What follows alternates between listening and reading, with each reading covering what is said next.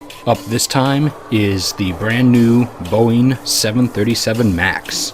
So I've flown a lot of places and I've been on a lot of different aircraft. 737s, I've been on quite a number of times. They are literally the most popular commercial aircraft on the face of the earth. The 737 has obviously now been around for 50 years, half a century in operation.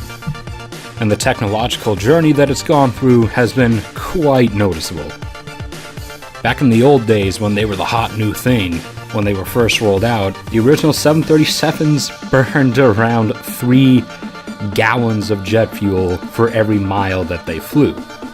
Now, over the decades, however, Boeing's engineering department has been able to bring this down substantially. The 737 MAX, this newest one they've just rolled out, has managed to find itself in a range of only burning 1.7 to 1.75 gallons per air mile. Now, these changes in fuel efficiency have come about through a lot of different things, though the most significant obviously being the change in engine design and the change in the aircraft's aerodynamic structure. See, back in the old days, most passenger jets' engines were kind of narrow and thin like this because originally it was just sort of, a single suction tube sucking in air and then blasting it straight into the compression chamber to go right on to be lit and then all blown out the exhaust. However, as time progressed, the design began changing and we started designing the engines so they had sort of an outer space around the engine core where free air would flow around it, allowing this open space around it and allowing the engine fan to suck in as much air as it possibly can with the amount of power being given to it, actually lets this additional airflow provide a propulsion of its own for the aircraft. It's actually turned out to be a good enough source of propulsion in and of itself that we've been able to drastically reduce the amount of combustion in the engine core. Boeing's also taking the aircraft through numerous aerodynamic changes, moving away from the original straight, rigid lines of the old wings and old tail fins to new, more aerodynamically efficient, swept, curved, streamlined surfaces that allow for a lot less drag and a lot more efficient lift. We've also slowly added winglets to the tips of aircraft over time, enormously reducing the size of the vortices that the ends of the wings create as they drag through the air. And now with the 737 MAX, we've taken these changes even further. The 737 MAX has the most advanced engine Boeing could get a hold of, the LEAP.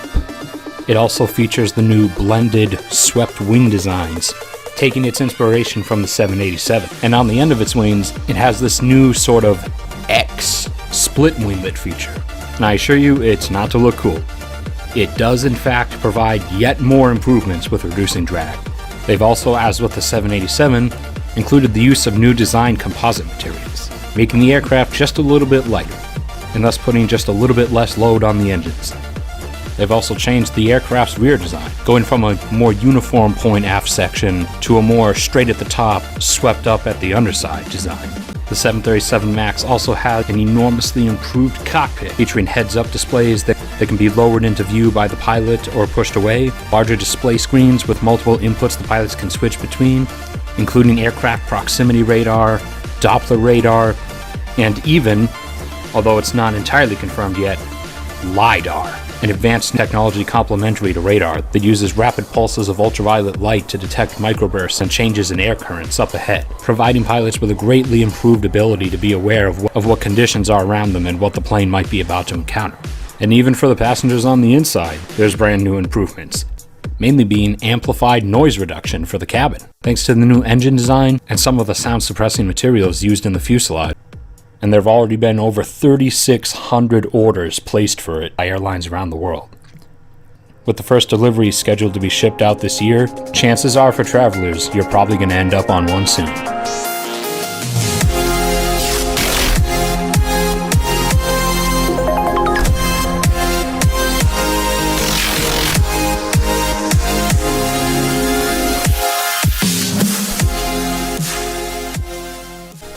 You're welcome here anytime to come hear fun, enjoyable things, whether it's news, aircraft tracking, stuff about freezing life in Alaska, random nonsense, anything and everything you need to escape the hateful, self-destructive political scene that our entire modern world has been absorbed by. Subscribe, like, and share with your friends so they can all come and escape too.